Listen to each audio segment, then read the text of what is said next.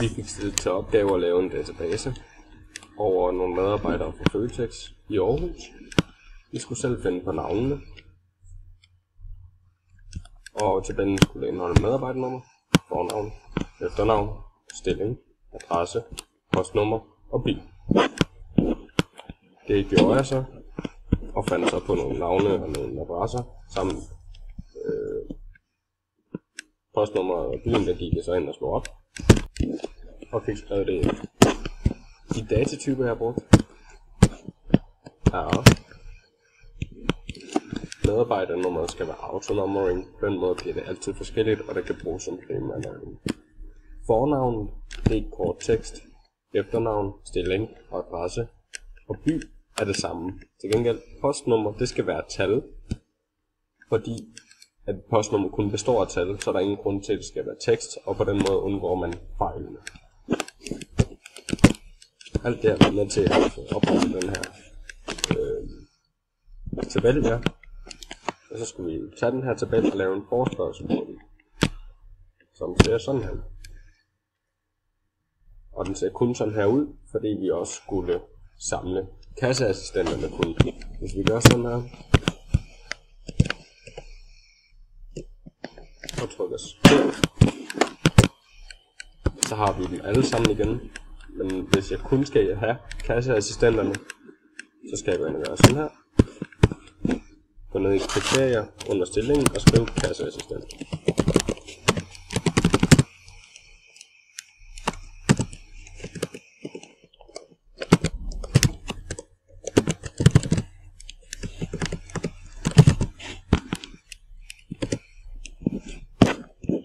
Så skal jeg køre igen.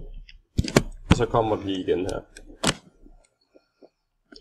Da vi så har lavet den her forespørgsel, skulle vi lave en brevflætning til en sommerfest i Word. Jeg har skrevet et brev her, som står kære kasseassistent og så videre. Jeg har så oprettet en brevflætning. Her har vi Liselotte Petersen, 8100 for Aarhus C på Vestergade 43.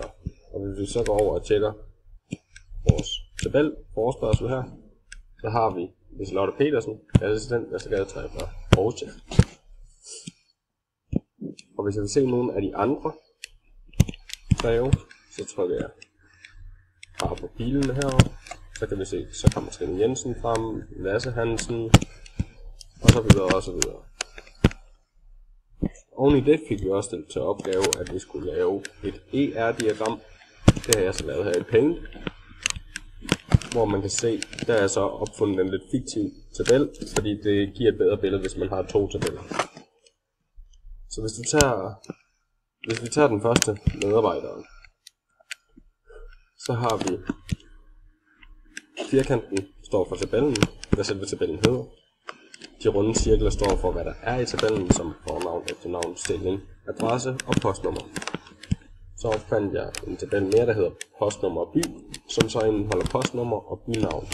Så er der en relation mellem postnummer i postnummer og by og postnummer i medarbejdere. På den måde, så vil den kunne hente bynavnet fra den her tabel over til det her, når vi så laver det samlede medarbejderregister, som er den her. Det var de opgaver, vi har fået stillet. Jeg vil sige tak for nu.